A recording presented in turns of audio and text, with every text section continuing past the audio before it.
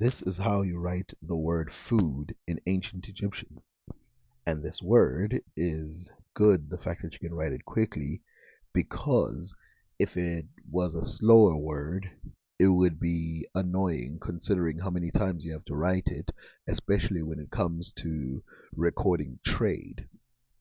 Now, this is not the only worry of writing the word food, because of course, food comes in different ways. For example, the word food for supplies must be different than the word storage or the word, you know, offerings or the word rotting foods or all of that.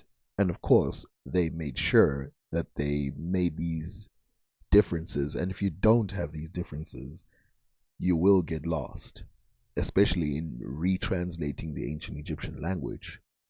This one basically means food in general, and the word is ka, but it actually has a double A, like how Arabic has, so it's probably something closer to ka'a or kya. Thanks to the visuals of the ancient Egyptian language, we can instantly tell other similarities with this word ka just by looking at it. So this one means food, but this one attached to this person actually means soul or essential soul or basic soul, which is probably why food has this word subsistence or basic life force, which is what food would be considered back in the day. Another ka word is cattle in ancient Egyptian. And so you can see there that it sort of forms the horns with the hands. All these words are all pronounced similar or the same, but they all mean something very different. So cattle, life force, and the third one is food. Why did I slow down on that one? And obviously I said that there's other ways of writing these. And so even though the basic you would get stuck in, you would actually be able to tell easily what the other words are. For example, heka is a magical thing, which so it would be he and ka, which would be a magical thing, whereas ka ha would be another thing, which is a type of food, and all these other things. So you could tell by this that these are not the same things. Now, the ancient Egyptians were not dumb and they believed in simplicity. And because of this, they decided that they should use numbers to separate different types of foods. Now, of course, there are some foods that are separated by words, but numbers changes things completely. So you still have the word ka, but depending on how many numbers you have will decide whether you're talking about a sacrifice, whether you're talking about essential foods, whether you're talking about foods that can become liquids or anything else. For example, this is the number one under the word ka, and this word represents essential foods, which is fine with the number one. Now, there's many ways of writing essential foods, so it's not necessarily the only way. Now, there's something that is a big difference between the ancient Egyptian writing system and the English writing system, because in English, you really have one direction to read, and every word sort of stands out by itself, and there's no other way of writing. In ancient Egyptian, something that you will quickly notice is that the direction of the writing goes any other way that it wants to go. And you even see full experts in ancient Egyptian read a word almost like how a kid would read it, so like sports, like that. And only when they figure out what the word is fully, they go, oh, sports, and it's kind of understandable because a lot of these symbols are standalone and you don't know until you read the full thing that you are reading a full word or you're reading the beginning of a sentence. Let's try to write a English word in ancient Egyptian and see what I mean. Okay, so the example would be this water wave, which represents an N, and this bird, which represents a W, which is interesting because the water waves looks more like a W. So what could this word possibly be if it's an English word? Well, it could be new, right? NW. But unless you already know what the context of the word is, you wouldn't know because it could also be when or any other variation of these words. Now, adding certain things would completely change it, and you would lose this word.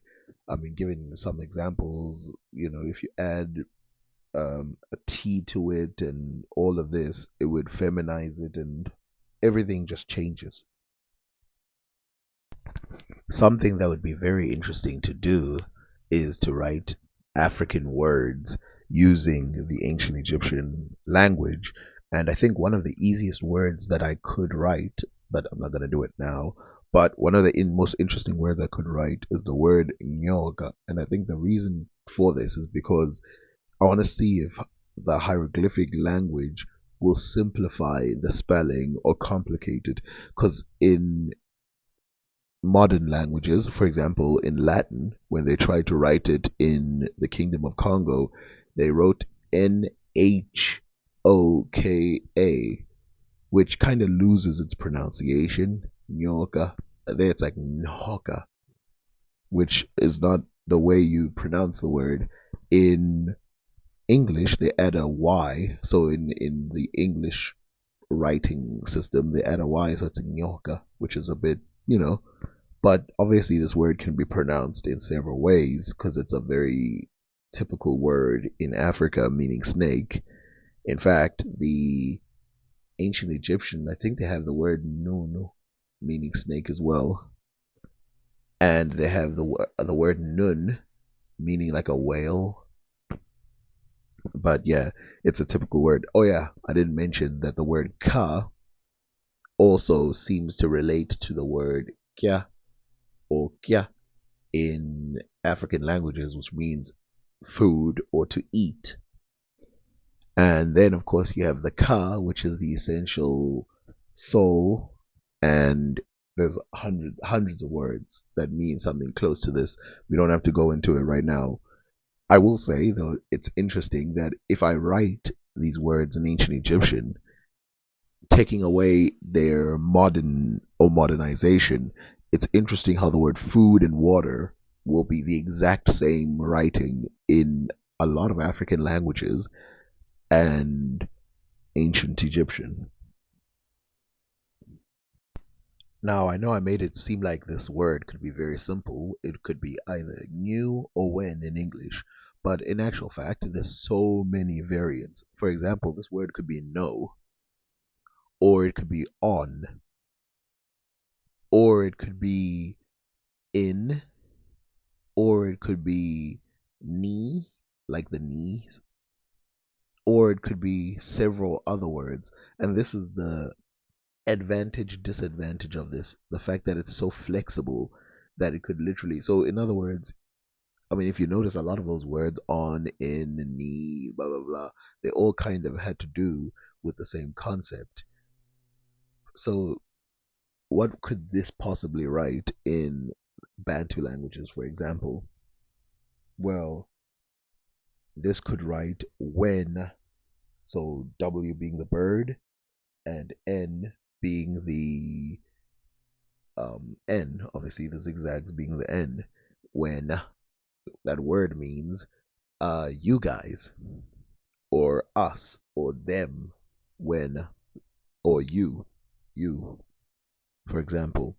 Now, in ancient Egyptian, they have a similar thing, and this comes from the Afroasiatic side, where words like, so the origin is NA, meaning personage. So, in other words, uh, let's take Athena for example, us for example in Arabic, and then you take something like na is the original one meaning us or we or them or whatever. Add this, and suddenly you have a different word. So in ancient Egyptian, what is this word? Well, it could be nu, right? But that would be the sea or the starting of the ancient Egyptian mythology with the Nu, the rivers under the sea, right? Nu. But it could also be Un, like that. That Un, it sounds like it's like whatever, but it comes from the word Na. It means us. The I think the way they're translating it is very, because they say they don't know. I think it's very unsophisticated, because really it would probably be something like when rather than un. This W, of course, could be a U. In this context, in other contexts, it's definitely a W sign. So it could be like a wena or wuna or una, meaning us. It means us though, the word. Before I go to what I really think the word is, let's first go and look at how you would say simple stuff in Arabic. For example, nahun, which means us. I would easily think that this is how you would spell it. So Naw or Nahn. Now, if we take this word and we bring it to the original of the floating na, which I'll show you, you see there that the na has moved now.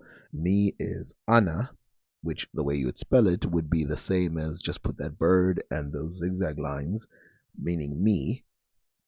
And this one you put nahun like that. So that word could be ana, meaning in this context, because it's a floating na, in this context, it could be me, but in ancient Egyptian, it could be us. And if we take